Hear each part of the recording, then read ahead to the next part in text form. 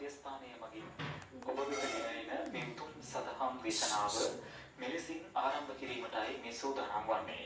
පින්වත්නි, මේ උතුම් සදහම් දේශනාව පැවැත්වීම සඳහා අප සිදු කළ ගෞරවනීය ආරාධනාව පිළිගෙන මේ උතුම් සදහම් මණ්ඩපයේ වෙත වැඩම කොට වදාළ මයිලපිටිය මහා ආනන්ද සෙනසුනේහි නිර්මාතෘ අලුත්ගම ගම්මන්තලාව පුරාණ විහාරවාසී ගෞරව ශාස්ත්‍රවේදී පූජනීය අලුත්ගම පඤ්ඤාසාර පින්වත් ස්වාමීන් වහන්සේව අප සියලු දෙනාම එක්ව සාදු නහත පවත්වා වන්දනා කරමු.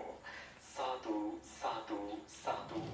පින්වත්නි, මේ උතුම් සදහම් දේශනාව මෙලෙසින් ඔබ වෙත ගෙන එන්නට පින්බර දායකත්වය ලබා දෙන්නට යෙදෙන්නේ UN විසෝමනිකේ මෑණියන්ගේ ආදරණීය පුතුණුවන් තිදෙනා වන උපාලි රංජිත් සමන්ත සහ දියණියන් වන සඳරංගනී මල්ලිකා සුනීතා යන සමගයේ පවුල්වල ඥාති හිත මිත්‍රාදීන් පිරිස විසින් එසේනම් ඔබ අප කෙරෙහි මෙත් සිතින් මේ උතුම් සදහම් දේශනාව පවත්වන්නට ගෞරවනීය දේශකයන්න් වහන්සේට নমස්කාර පූර්වකව ආරාධනා කර සිටිමු. අවසරයි ස්වාමීන් වහන්සේ. සාදු සාදු සාදු. සමන්තා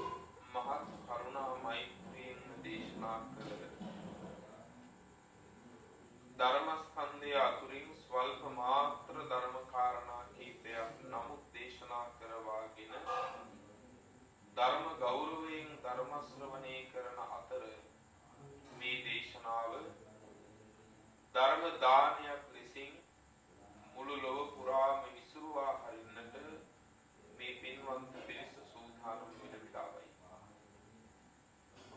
අද මේ දේශනාව බෞද්ධ රූප වාහිනී නාලිකාව ඔස්සේ ධර්ම ශ්‍රවණයට කැමැත්තෙන් ලෝකේ පුරාම ඉන්න හැම දෙනාටම ශ්‍රවණය කළ හැකි වන පරිදි විසුරුවා හැරීමෙහි පින්වන්ත දායකත්වයේ ධර්මයෙන් කටයුතු කරන්නේ මීට වසර 4කට පෙර පරලොව සපක් UN විසුමනිකේ පින්වත් මෙහෙණියන්ගේ පුතණුවරුන් තිදෙනා වන උපාලි රංජිත් සහ සමන්ත යන පින්වන්ත තිදෙනා මෙන්ම සඳරංගනී මල්ලිකා සහ සුනීතා යන පින්වත් දියණිවරුන් මෙන්ම එම පවුල්වල පින්වන්ත ඥාති පිරිස මේ දේශනාවේ දායකත්වයේ ධර්මයෙන් කටයුතු කරන්නේ. ලෝකිත දේහකි උතුම්ම දානයයි පින්වත්නි අද මේ පින්වන්ත සියලු දෙනාම ලෝකයා වෙනුවෙන් බෙදා දෙන්නේ. බුද්ධ වචනයක් ශ්‍රවණය කරන කිසිම වේලාවක පින්නතුනේ අකුසලයක් වෙදින්නේ. කෙලෙස් ධර්මයක් වැඩෙන්නේ. මේ ලෝකේ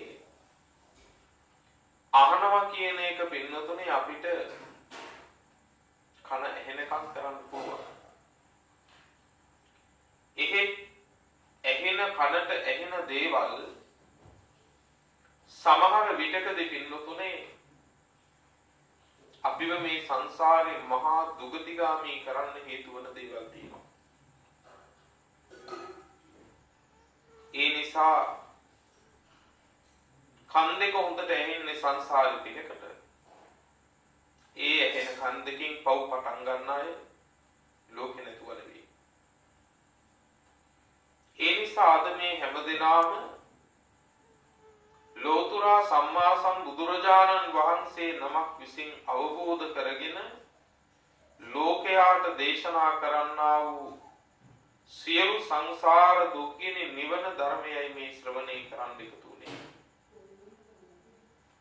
බුදුරජාණන් වහන්සේගේ බුදු මුවින් එකදු වචන මාත්‍රයක්වත් දේශනා කරන්නේ පින්වතුනි සත්වයාගේ කෙලෙස් ධර්මයක් වැඩි විදිහට.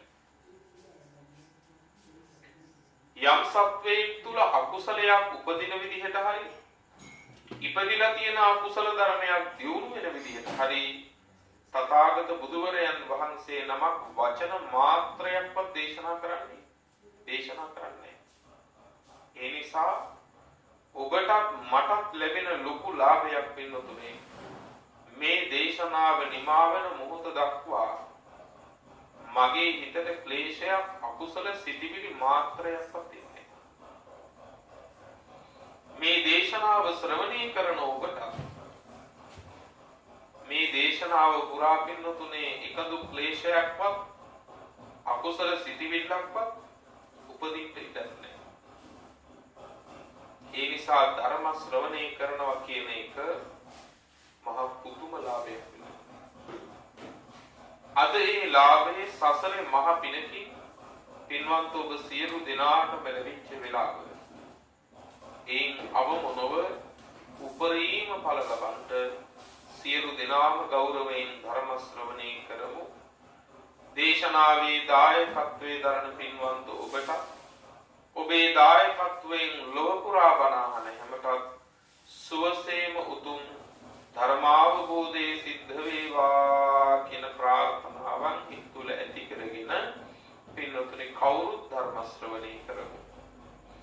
පින්වත්නි ඊතාම කෙටි දේශනා පාඨයක් මේ දේශනාවට මාතෘකා කළේ. මේක සඳහන් වෙන්නේ සූත්‍ර පිටකයේ සංයුක්ත නිකායේ. සූත්‍ර පිටකයේ මොන නිකායේද? සංයුක්ත නිකායේ.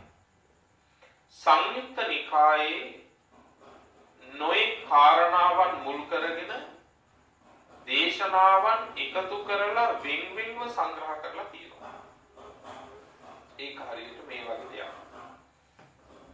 පොදුවේ ධාන්‍ය වර්ග එකතු කරලා පින්නතුනේ ඒ ධාන්‍ය වර්ග ගොඩක් ගෙවුවට පස්සේ අපිට ඒ ධාන්‍ය වෙන වෙනම පින්වත්නි ගොඩවල් කරන්න පුළුවන්. ඊට පස්සේ මුං ඇට වෙනම, කවුසි වෙනම, කඩල වෙනම ආදී වශයෙන් වෙන් කරන්න පුළුවන් නේ. අන්න ඒ වගේ පින්නතුනේ සංයුත්ත නිකායේ නොයි මාතෘකා යටතේ පින්නතුනේ දේශනාවන් එකතු කරලා වෙන් වෙන්ව සංග්‍රහ කරලා තියෙනවා. එසේ වෙන් කරලා දේශනා කළ එක සූත්‍ර එකතුවක් තියෙනවා. ඒ සූත්‍ර එකතුවට කියනවා පින්වත්නි ඕපන්න සංයුත්තේ කියලා. සංයුත්තයක් කියන්නේ එකතුවක් කියන එක. එතකොට සූත්‍ර පිටකයේ සංයුත්ත නිකායේ ඕපම්ම කියන සංයුත්තයේ සූත්‍ර දේශනාවක් තියෙනවා පින්නතුනේ. සූත්‍ර දේශනාවේ නම තමයි ධනුග්ගහ කියන සූත්‍ර දේශනාව. ධනුග්ගහ කියන සූත්‍රය. බුදුරජාණන් වහන්සේ අපි කාට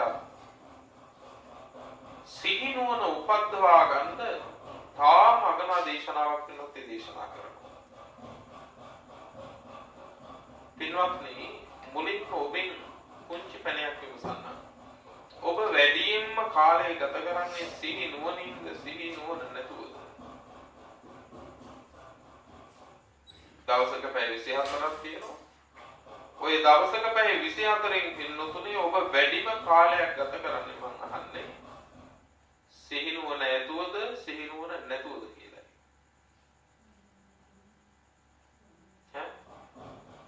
සිහි නුවණ නැතුව. සිහි නුවණ නැතිව ගත වෙන හැම නිමේෂයක්ම ඔබ තුළ කුසල් උපදවයිද ඔබ තුළ අකුසල් උපදවයිද? එහෙමත් නැත්නම් කෙලෙස් වඩයිද කෙලෙස් දුරු කරමින් පවතීද?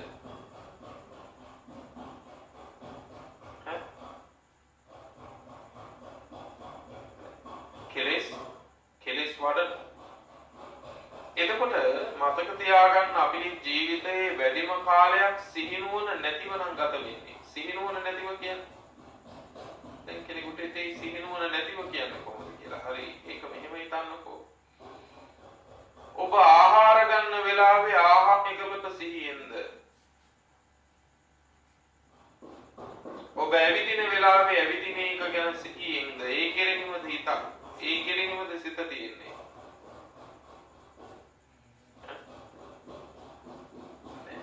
අපි මේක මොන තරම් දිරුදෙක ගියාද කිව්වොත් පින්නත් මේ කවුරුත් බුද්ධ වන්දනා කරනවා ඇතිනේ. බුදුන් වදින්න පින්වත්නි සන්ධ්‍යාවක මල් ටිකක් නෙලා ගන්න ඕනේ. මල් ටිකක් නෙලා ගන්න ඔබ මල් පිපිලා තියෙන ගහක් ළඟට ගිහිල්ලා පින්නතුනේ එක මලක් නෙලන්න. මල් නෙලන එකකින් එක කරන්න බෑ. මලක් නෙලන්න එක මලකට ඇඟිලි තුඩු දෙක තියෙනකොට දැන් නෙලන්න හදන්නේ මේ මල. දැන් ඒ මල නෙලන්න ඇඟිලි තුඩු දෙක ඒ මලේ නටුවේ තියෙනකොට මම ඔබෙන් අහනවා ප්‍රශ්නයක්. ඔබේ හිත කොහෙද තියෙන්නේ කියලා. කොහෙද තියෙන්නේ? දැන් නෙලන්න ඒ මලේ නටුවේ අත තියලා දැන් හිත කොහෙද කියලායි මං අහන්නේ. හිත නෙලන මලේද නැත්තම් ඊළඟට නෙලන්න ඉන්න මලේද?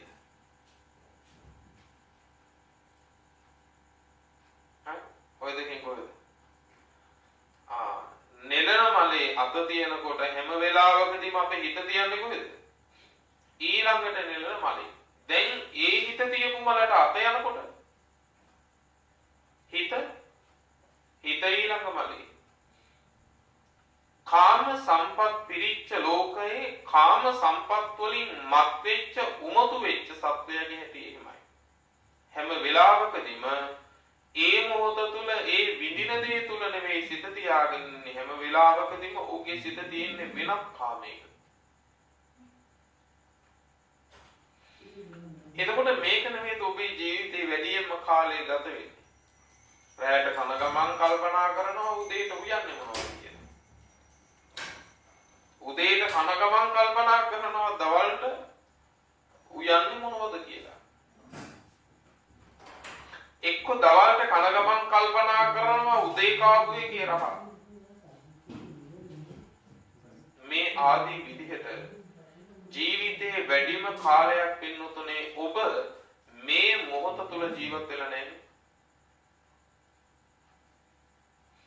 ජීවිතේ සාතිශය බහුතර ඒ කාලයක් පින්වත්නි ඔබ මේ මොහොත තුල සිහියෙන් ඉඳපු කෙනෙක් නෙවෙයි.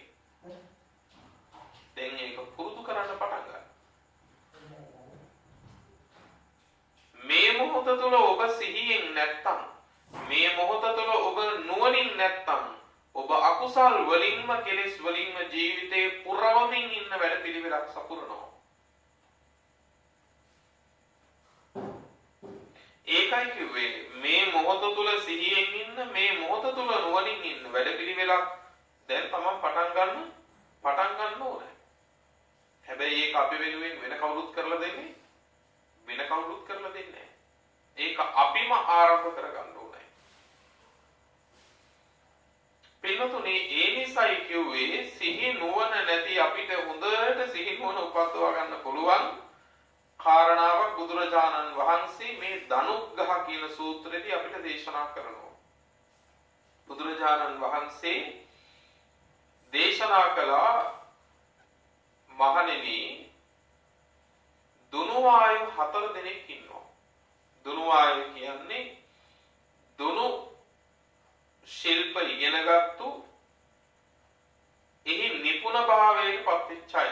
මේ දෙන්නා මේ දුනුවාය 4 දෙනා ඊටාම කායික බල තියෙන 4 දෙනෙක්. පින්වත්නි එක දුනුවායෙකුට සාමාන්‍ය බලවත් මිනිස්සු 2000කගේ කායික බලයක් තියෙනවා කියලා.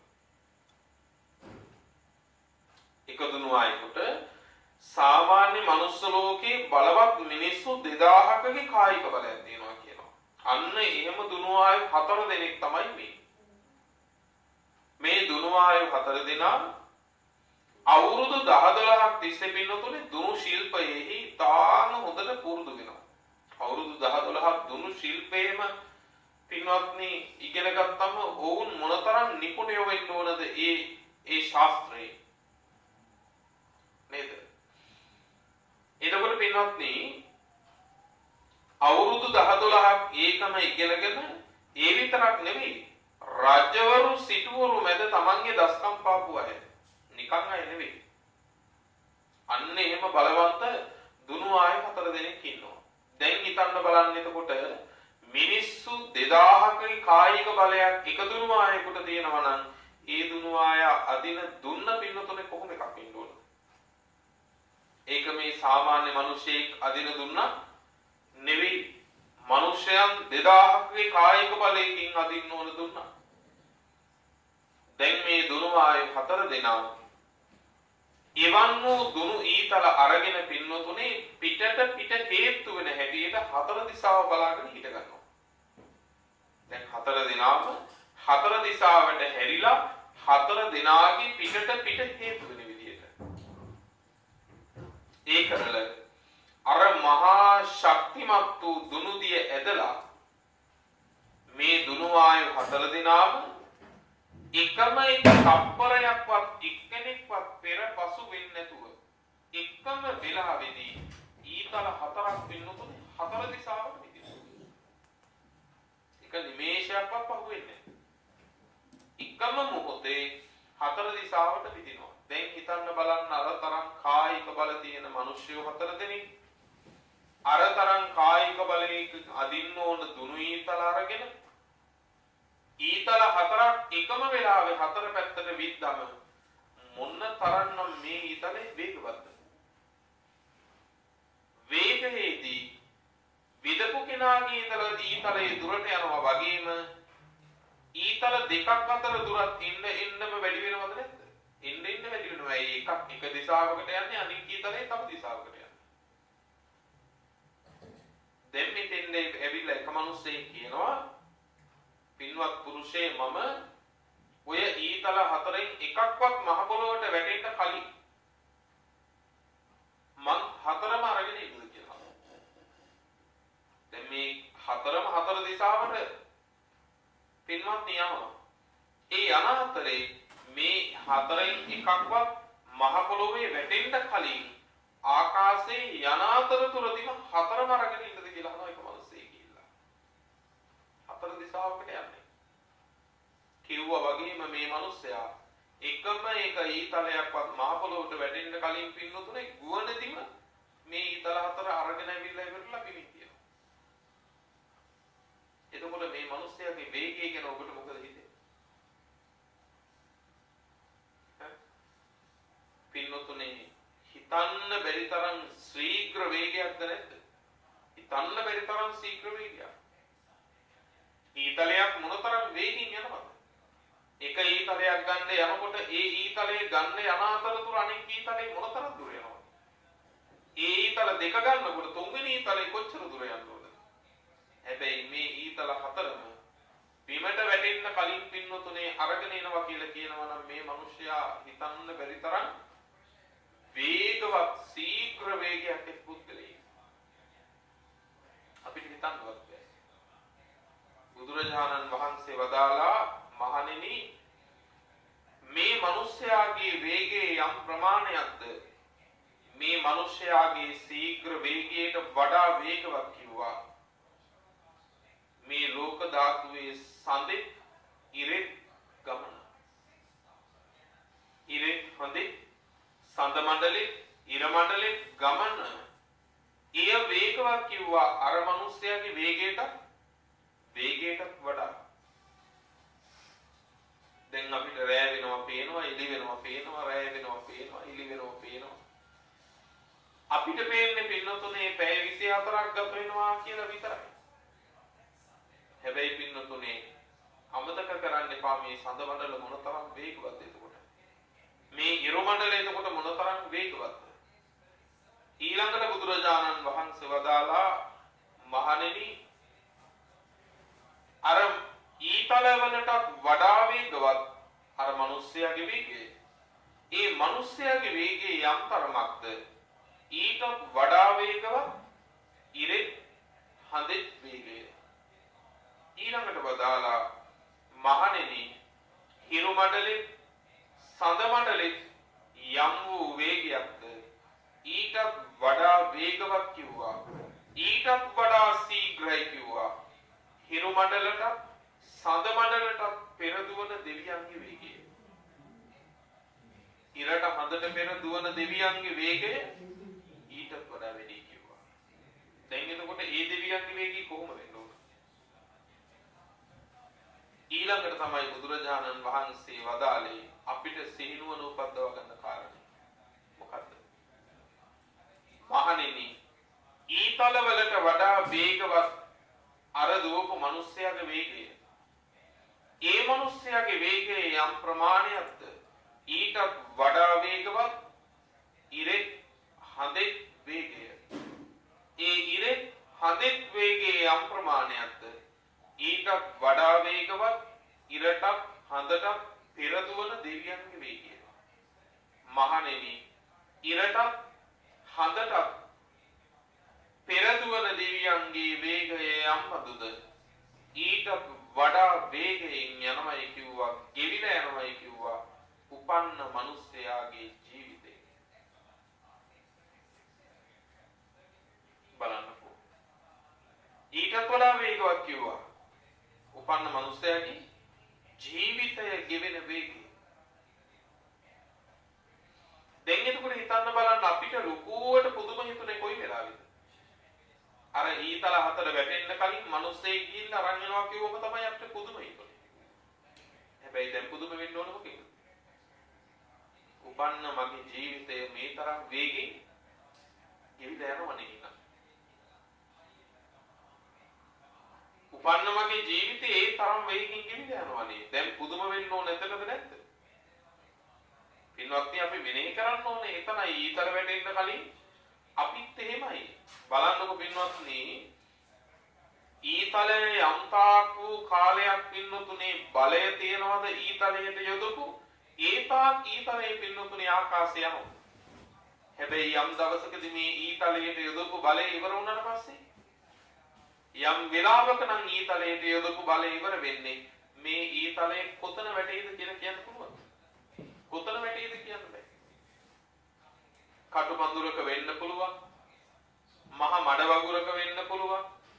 කොහේ හරි වැටිච්ච තැනක පින්නතුනේ කිසි කෙනෙක් දන්නේ එහෙමම දි รา පත් වෙලා යනවද නැද්ද? එහෙමම දි รา පත් වෙලා යනවා. දැන් ඔබටත් මටත් අපේ ජීවිතවල ස්වභාවය මොකක් කියලා තියෙන්නේ? අපේ පින්නතුනේ යම්තාක් වූ තවත් ජීවත් වෙන්න බලයක් කුසලයක් වාසනාවක් තියෙනවා නම් පින්නතුනේ ඒ තාක් අපි මේ දුවනවා ඊතල වගේ. මුගක් උඩින්. හැබැයි පින්නතුනේ ඔය උඩින් යන ගමනේ යම්තාක් වූ ගමනක් තියෙනවා නම් ඒක ඉවර වෙන දවසක්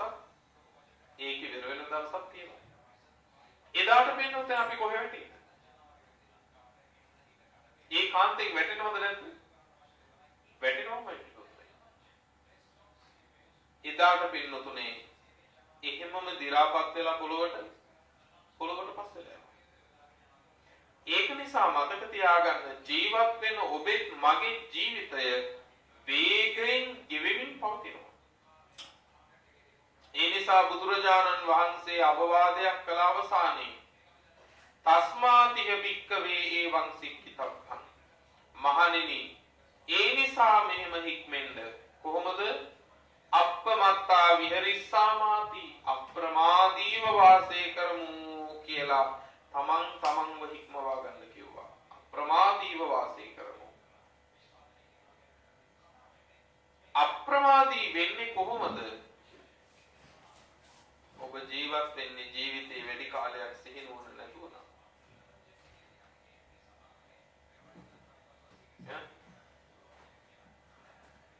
සිහිනුවන නැති හැම නිමේෂයක්ම ප්‍රමාදයට අප්‍රමාදයට. හැපින ප්‍රමාදයයි.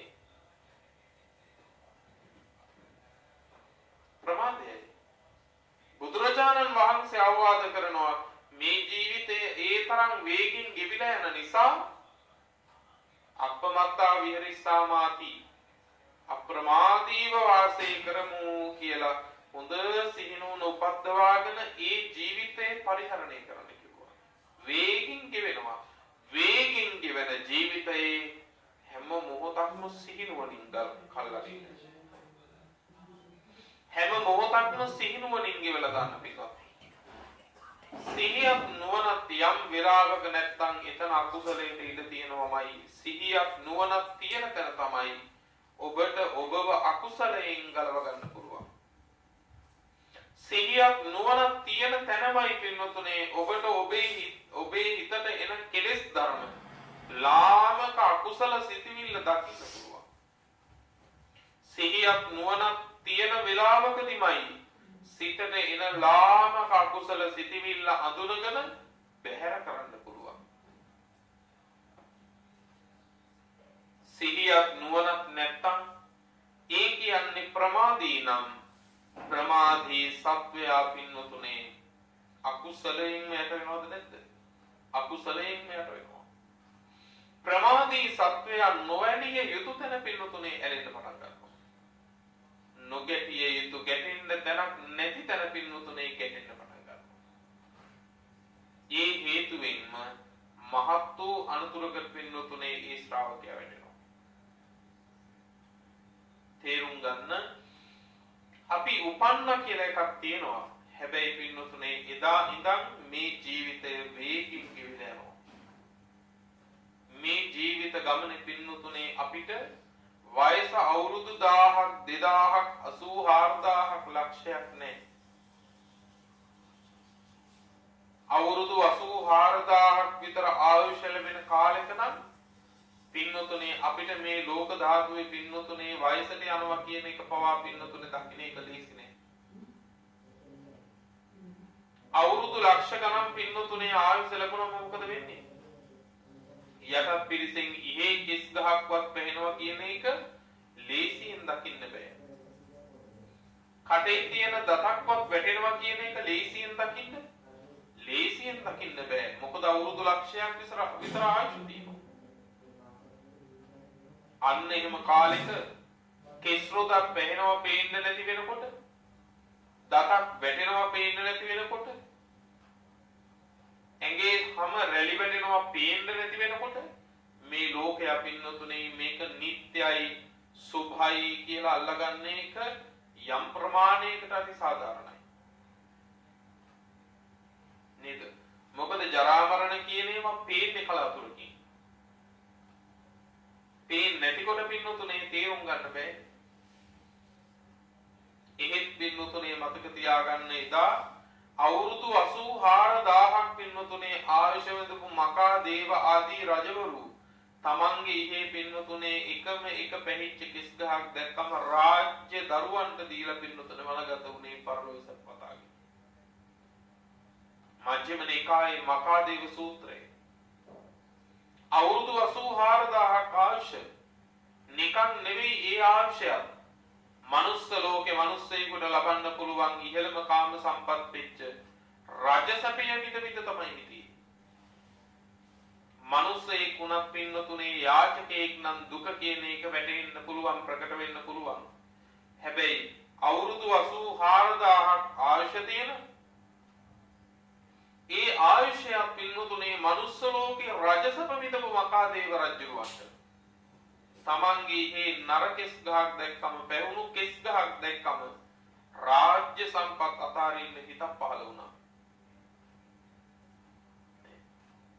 කිව්වන පින්නත් කරණ වෑමියට කිව්වා යම් දවසකදී කරණ වෑමිය මගේ හිසේ පැහිච්ච කෙස් ගහක් තියෙනවා දැක්කොත් එදාට මට දන්වන්න කිව්වා.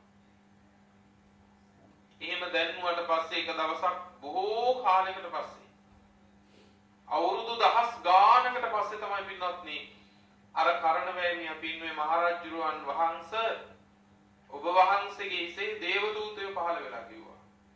එහෙමයි කිව්වේ. කිස් ගහක් පැහිලා නෙමෙයි දේව දූතයෝ පහළ වෙලා කිව්වා. ඇයි දේව දූතයෝ කිව්වේ? දුකට අරන් එවිලා තියෙනවා කෝ පණිවිඩයක්. ඒක නෙමෙයි නේද? දේව දූතයෙක් අරන් යන පින්වත්නි පණිවිඩයක් නේ, අගනා පණිවිඩයක්.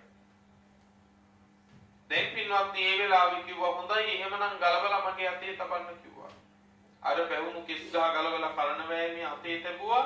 එදා තේරුම් ගත්තා දැන් එහෙනම් මං වියපත්. රාජ්‍ය වැඩිමල් පුතාට පවරලා කරණ වෑමියට ගම් වරක් දුන්න පින්නතුනේ මේ කර්මස්ථානෙ දුන්නා. එහෙමයි වනගත වුනේ. දැන් හිතන්න බලන්න පින්නතුනේ අපි අවුරුදු 84000ක් විතර ආශ තියෙනවා. නෑ පින්නතුනේ. අතහරින්න බැරි තරම් මත් වෙන තරම් රාජ්‍ය සම්පත් විඳිනවා. එහෙමත් නෑ. හැබැයි දැන් ඔබේ ඔළුවේ දේව දූතයෝ පහළ වෙලා නැද්ද? සමහර විටකදී දෙකෙන් පංගුවකටත් වඩා දේව දූතයෝ. හැබැයි තාමත් හරිය පිටක් පහළ වෙලා තියෙනවා. මකා දේව රජුරවන්ට වගේ. මකා දේව රජුරෝ රාජ්‍ය සම්පත් අත්හැරලා ගියා. පින්නතුනේ අවුරුදු 80යි 90යි මරණාසන්න වෙනකොට පින්නතුනේ කෙසුත් දිදිලා දතුත් වැටිලා ඇවිද ගන්න බෑ එක තැන් වෙලා. ඒ පින්නතුනේ දරුවෝ දේපල ගැන පින්නතුනේ අපේක්ෂාවක් ඇරෙන්නේ නැති තැන් තියෙනවා නේද? මරණ මංචකේවත් පින්නතුනේ මේ කාම ලෝකේ යන ලෞකික ලෝකේ ගැන අපේක්ෂාවක් අරින්නේ. එදා මකා දේවාදී රජවරු රජ සම්පත් අතහැරියා එක කෙස් ගහක් පැහිලා තියෙනවා දැක්කම. අද ඒක තැන් වෙලා පින්නතුනේ ජීවිතය මරණය අතර මහ යුද්ධ වෙලාවෙත් පින්නතුනේ කාම සම්පත් අත්හැර ගන්න බැරුව පීඩා විඳිනවා. එයි තේරිලා නැහැ, වැටහිලා නැහැ පින්නතුනේ මේ ජීවිතේ මොනතරම් වේගින් ගෙවිලා යනවා. මේ කෙටි කාලයක් ඇතුළත අපිට අවුරුදු 84000ක් නෑ. අපිට අවුරුදු තියෙන්නේ අවුරුදු 70යි 80යි. ඔය වගේ කෙටි කාලයක්. මේ ධර්ම දේශනාව ශ්‍රවණය කරන එතෙන් කුණ පින්නතුනේ හිටපු කාලේ වගේ කාලයක් මං මේ ලෝකේ තව ඉඳී කියලා හිතන්නවත් පුළුවන්.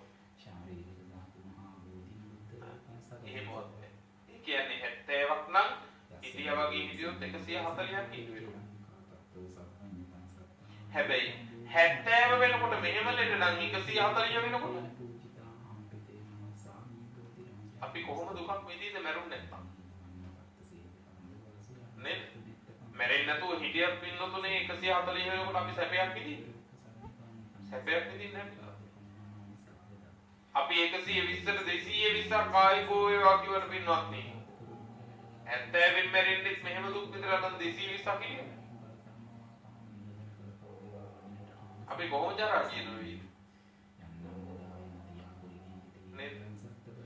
ඒ හින්දා අපිට මේවා හොඳට තේරෙන්න ඕන පින්වත්නි. මේ ජීවිතයේ ගෙවෙන වේගය, ජීවිතයේ මරණයට ලං වෙන විදිහ හොඳට තේරෙන්න ඕන. එයි මේ අවුරුදු 70ක් ඇතුලේ අපි අපේ වදාපු අම්මගේ මලගම කරනවා. මේ අවුරුදු 60ක් 70ක් ජීවිතය ඇතුලේ පින්නතුනේ අම්මගේ මලගමත් කරලා පින්නතුනේ තාත්තගේ මලගමත් කරනවා. මේ අවුරුදු 2-3000ක් කැවෑමෙන් නෙවෙයි.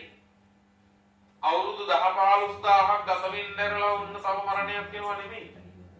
මේ අවුරුදු 70ක් විතර ඇතුලේ හැම දෙයක්ම වෙනවා පිළිතුරේ. එතකොට අපිට නිමේෂයක්වත් තියනවද පිළිතුරේ සතුටු වෙන්න පුළුවන්, සැලසෙන්න පුළුවන් කාර්යයක්?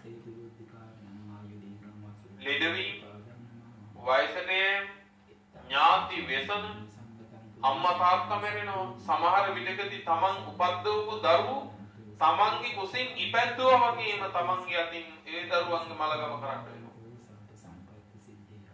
මේ හැම එකක්ම ජීවිතේ අවුරුදු 60ක් 65ක් 70ක් ඇතුලේ ඔබ අපි විඳිනවද නැද්ද? ඔබ අපි විඳිනවා. කොච්චර වේගෙයි මේ ජීවිතේ ගෙවිලා යනවද? ඉතින් බුදුරජාණන් වහන්සේ ඒකනේ දේශනා කරන්නේ මහණෙනි ඉන්දලන් නෙවෙයි සුදුසු කලකිරෙන්නමයි සුදුසු. බුදුරජාණන් වහන්සේ සුබ දෙයක් අසුබ විදිහට පෙන්වුවා නෙමෙයි.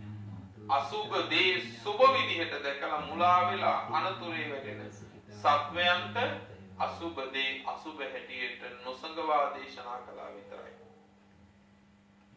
නැතිව බුදුරජාණන් වහන්සේ සුබ දේ අසුබයි කියලා දේශනා කළේ නැහැ.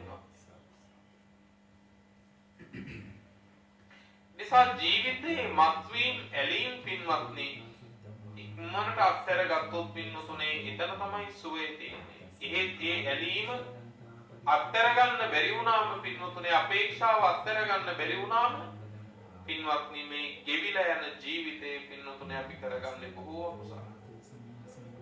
බොහෝ කෙලෙස් වඩන. ඊළඟ හඳට වඩා වේගින් පින්නතුනේ ඔබ මම මරණේ කරා යන ගමනක නම් ඉන්නේ. අපි කොච්චර අප්‍රමාදී වෙන්න ඕනද? සියල්ලෙන් හිත ගලවාගෙන පින්නතුනේ නැවත වාරයක් මේ දුක් සහිත සංසාරයට එන්න නැති වෙන්න හිතක් හදාගන්න බෑ. එහෙම හිතක් හැදෙන්න ඕන. ඒ හිත හැදෙන්න පින්නතුනේ අපි දැන් ඒ පුරුදුතාවයන්, ඒ කුසලතාවයන්, ඒ ධර්මමාවත පින්වත්නි වහවහ සම්පූර්ණ කරන්නත් ඕනේ. එසේ සම්පූර්ණ නොකළොත් පින්වත්නි ඊළඟ ප්‍රවේණිය ඔබේ පින්වන්ත දරුවෝ පවා පින්වත්නි මේ අගතියේම ලෝකයේ ඇලිලා ගැලිලා බැඳිලා පින්වතුනේ අප්‍රමාණ අකුසල් කෙලෙස් වඩාගෙන පින්වත්නි ඒ පරපුර පින්වතුනේ අන්ධයන් පසුපස යන ඊළඟ රැළ වගේ පින්වත්නි හතර අපායේ වැටෙනවද නැද්ද? ඊළඟ පිරිස හතර අපායේ වැටෙනවා. අන්ධයෝ රැළක් ගමනක් ගියොත් එහෙම පින්වත්නි කොහොමද? අන්ධයෝ රැළක් ගමනක් ගියොත් පින්වත්නි ඉස්සරහින්ම යන අයට පේන්නේ නැහැ. මැද යන අයට පේන්නේ නැහැ. අන්තිමට යන අයට පේන්නේ නැහැ. එතකොට පින්වත්නි මේ අන්තය මේ ගමන කොහොම යයි? මේ අනතුර වෙන්නේ නැහැ කියලා අපිට කියන්න පුළුවන්. කියන්න බෑ පින්වත්නි. කාටවත් පේන්නේ නැහැ. අන්න ඒ වගේ අනතුරක වැටෙනවා පින්වත්නි. මේ ජීවිතේ ඇත්ත තතු ඔබ අවබෝධ කරගත්තේ නැත්නම් ඒ වගේම ඔබේ ඊළඟ පරපුරට දරුවන්ට පවා පින්නතුනේ අවබෝධ කළේ නැත්නම් අපි හරියම්බ කරන්න කියලා දෙනවා. හැබැයි හරියම්බ කරපු දේවල් අත්හරින්න අපි පුරුදු කරන්න ඕනේ. එකතු කරන්න ඉතුරු කරන්න අපි කියලා දෙනවා. සමහර වෙලාවකදී ඉනුම පවා පින්නතුනේ විවෘත කරලා දෙනවා. හැබැයි උගන්වන්න ඕනේ. පුතේ මේ හැම එකක්ම අපිට මැරෙනකොට ආදැන වෙනවා කියලා. සමහර වෙලකදී කැටයක් කරන් දෙනවා. හැබැයි උගන්වන්න ඕනේ. පුතේ මේ කැටේ යම් දාකදී කැඩෙනවා වගේ උඹත් මමත් මේ ලෝකේ දවසක මැරෙනවා කියලා. ඒ ඉගැන්වීම ඊළඟ පරපුරට ඔබ සත්පුරුෂම්ම කෙනෙක් හැටියට තාත්තා කෙනෙක් හැටියට කළේ නැත්නම් ඊළඟ පරම්පරාව පින්නතුනේ අන්තයන් පසුපස ගියේ ඊළඟ අන්තරවල. ඒ නිසා පුරුද්දක් වැඩපිළිවෙලක් ආරම්භ කරගන්න ජීවිතය වේගින් කිවිලා යන ජීවිතේ ඔබත් හිත ගලවාගෙන පින්වත්නි ඔබේ ඊළඟ පරපුරත් හිත ගලවන්න ඔබ තුල වැඩපිළිවෙලක් ආරම්භ කරගන්න. ඒකට පරමාදර්ශයේ පින්වත්නි පින්වත් ඔබ සිතෝනේ. බුදුරජාණන් වහන්සේ මේ ධර්මයේ දේශනා කළේ පින්වත්නි කොතනකවත් අපිට තැවෙන්න නෙවෙයි. සංතාපයටපත් වෙන්න නෙවෙයි, අසහනයටපත් වෙන්න නෙවෙයි. හැබැයි බුදුන් සරණ ගිය ශ්‍රාවකයෝ හැටියට අපි තැවෙනවා නම් අදට ආපහු ආරයක් මේ ධර්මයේ තුල ඔබමම ලබලා තියෙන ඵලෙ මොකක්ද කියලා ආයෙත් විසඳන්න ඕනේ. ඒ බුදුරජාණන් වහන්සේ සරණ ගිහිල්ලා උන්වහන්සේගේ ධර්මයක් සරණ ගිහිල්ලා පින්වත්නි ඒත් අපේ ජීවිතේ තාම අසහනෙන් නම් පීඩා විඳින්නේ. ඒ සරණ යෑමෙන් ඔබ ලබාගත්තු දේ මොකක්ද කියලා අපහු ආරයක් විමසලා බලන්න ඕනේ. බුදුරජාණන් වහන්සේ සැනසෙල්ලට නම් මඟ කිව්වේ මෙච්චර කාලයක් මේ මැරෙන ජීවිතේ තව කොච්චර කාලෙද කියලා දන්නේ නැහැ. ඉරට හඳට වඩා වේගින් දුවන ජීවිතයක මේ වෙනකොටත් පින්නතුනේ සැනසෙල්ල උදාපත් වෙලා නැත්තම්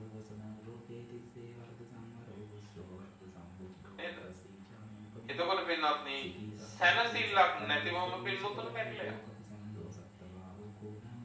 බුදුවරු පහළ වෙන්නේ ලෝකයා සුවපත් කරන්න. ඊට මාවත බුදුරජාණන් වහන්සේ නොසගවා පින්වත්නි දේශනා කරලා තියෙනවා.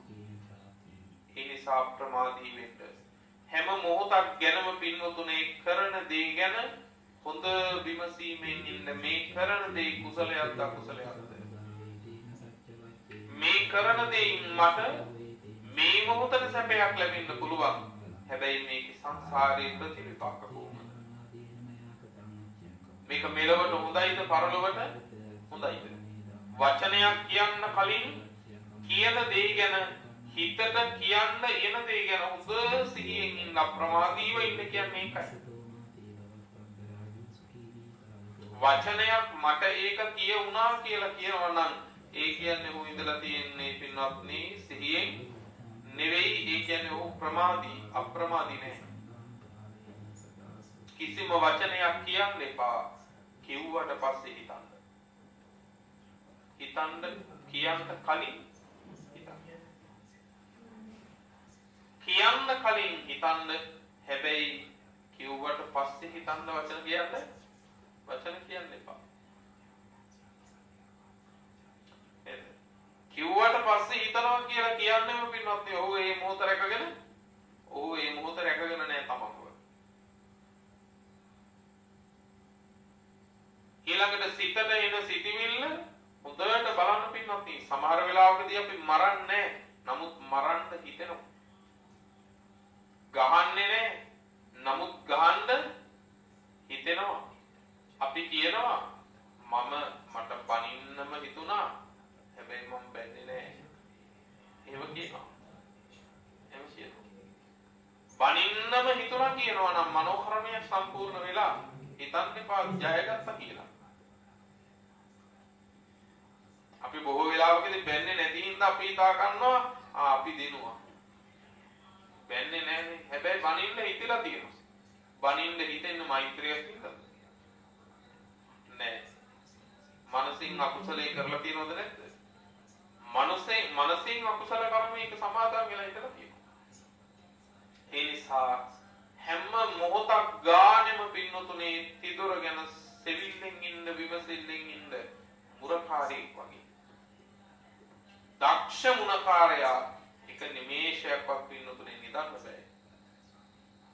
මුරකාරයෙක් කොච්චර වෙලා අවදි වෙලා හිටියත් නින්ද යන තප්පරේදී තමයි පින්නතුනේ වෙන්න තියෙන ලොකුම අනතුර වෙන්නේ. අන්න ඒ වගේ හැම වෙලාවකදීම ඔබ මුරකරුවෙක් වෙන්න ඔබේ කය කියන්නේ මේ කය නඩත්තු කර රැක ඉන්න කියලා නෙමෙයි. කයින් කෙරෙන කර්මවල ඊ දොරටුවේ ඔබ මුරකරුවා වෙන්න. ඔබ මුරකරුවා වෙන්න ඔබේ කටේ මුරකරුවා වෙන්න ඔබ ඔබේ සිතේ මුරකරුවා. එහෙම මොහොතක් ගානේ රැකගත්තොත් පින්වත්නි වේගෙන් ගෙවෙන ජීවිතය සතර අපායට වටන්න නැතුව රැකගන්න පුළුවන්. ඒක තමන්ම ඒ වැඩපිළිවෙල අනුගමනය කරගන්න ඕනේ. තමන් දිනා ගන්න යුද්ධය තමන් වෙනුවෙන් කරන්න වෙන්නේ තමන්ට පිටම. ඒකනේ කිව්වේ අත්ත දීපා භික්කවේ විහෙර තත්ත සරණානං සරණ. තමන් පිහිට කරගන්න. මේ ලෝකේ අපිව බේරගන්න වෙන දේවදූතයෝ වෙන්නේ අපි බලන් ඉන්නවා දේවදූතයෝ වෙනකම් බේරගන්න. ඔය පින්වත්නි හිසේ සුදු වෙලා තියෙන කෙස් ගහ දේවදූතේ හැටියට දකින්න. කටේ තිබුණු දත වැටුණා දකින්න දේවදූතේ හැටියට. ඔබ රකින්නයි ඔය හැමදේම. ඔබට රැකෙන්න තියෙන තැන්. නිරෝගීව හිටියා. හිතපො නැති ලෙඩක් හැදුනා. දේවදූතෙක් ආවා කියලා හිතා ගන්න. එතනින්ම ජීවිතේ කියව ගන්න.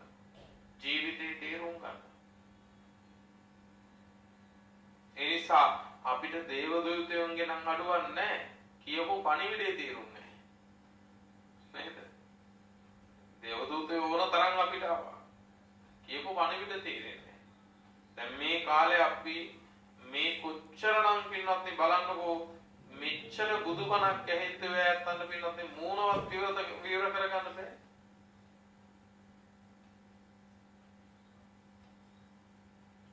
නේද? පේනවද සසලේ අනතුර? ලෙඩක් පේන්නේවත් නැති අනතුරක්. පේන්නේවත් නැති අනතුරක්. කොතනින්ද කොහොමද බේරෙන්නේ කියලා පේනවා නම් පුළුවන්. පේන්නේ නැත්තම්. ඒ නිසා නැවත ජීවිතේ දකින්න පින්වත්නි. නැවත ජීවිතය ගැන මෙනෙහි කරන්න. අප්‍රමාදීව අද ඉඳන් ජීවිතේ පවත්වනවා කියලා පින්වත්නි අදිෂ්ඨාන කරගන්න එක තමයි හොඳම දේ.